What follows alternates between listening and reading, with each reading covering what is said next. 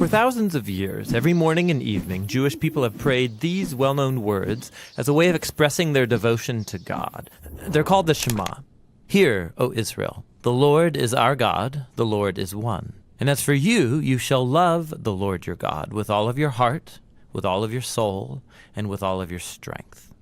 We're going to look at the third key word in this prayer, how Israel is called to love their God. But what does that mean? Love is a very common word in most languages, as it is in ancient Hebrew. It's pronounced ahava. It most basically refers to the kind of affection or care that one person shows another. It sometimes describes physical affection, like the king of Persia's love for Queen Esther. But there are other Hebrew words that more specifically refer to physical desire or sex. Ahava is more broad.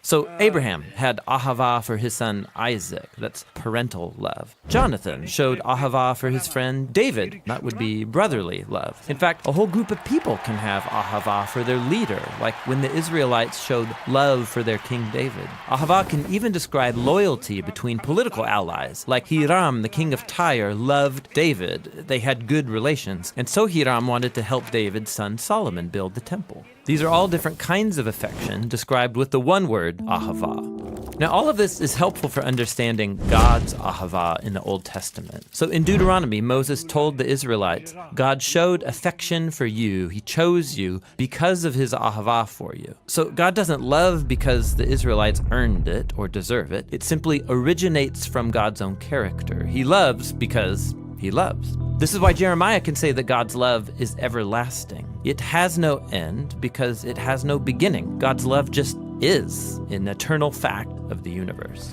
And God's love is not a duty, it's a genuine feeling, an affection that God experiences. This is why the prophet Hosea compares God's love for his people to a husband's ahava for his wife, or to a parent showing ahava for their child. It's one of the strongest things that God feels. But that doesn't mean that God's love is just a feeling. God's love is also in action. It's something God chooses to do. Like when Moses says, because of God's ahava for your ancestors, he brought you out of Egypt with great power. God's love isn't just a sentiment, it is something God does. And so, in the Shema, Israel is called to respond to God's ahava by showing ahava in return. And just like God's love, human love is to show itself through actions. Like in Deuteronomy 10. What does the Lord your God ask of you except to fear the Lord your God, to walk in his ways, to love him and serve him, and to keep his commands? All of these actions are centered around love. If I'm not doing them, I don't actually love God, I just say I do. Which leads to one last thing. In the Old Testament, I show my love for God by how I treat the people around me. In Deuteronomy, we read that God defends the cause of the fatherless and the widow, and he shows ahava for the immigrants among you, giving them food and clothing, and so you also show ahava for the immigrant. So the people are to imitate God's ahava by showing ahava for others. This is the idea underneath the famous line, you shall ahava your neighbor as yourself.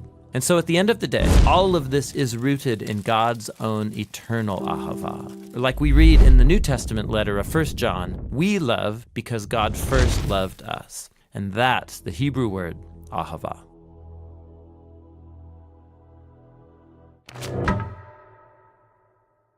Hope you're enjoying this word study series we're doing at the Bible Project. We have a lot more coming out, and we have a lot more for you to watch. They're at thebibleproject.com. We're a nonprofit, we're crowdfunded by people like you, and you can find out how to be involved by going to thebibleproject.com.